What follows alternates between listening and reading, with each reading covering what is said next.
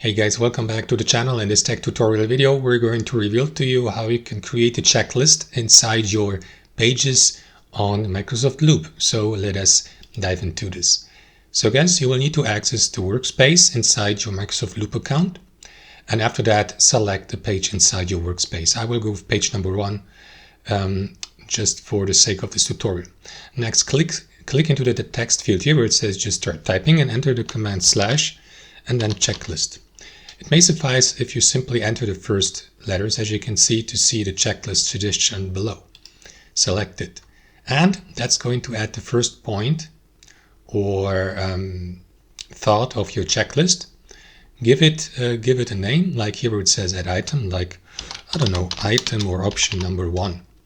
Press enter to get to the second item. Give it a name as well. And continue doing that by pressing enter and by adding these items to your checklist so that you and co-editors who have access to your workspace and that page may simply mark the given item from the checklist as complete, and you will also see that there is strike through, and that's how it works.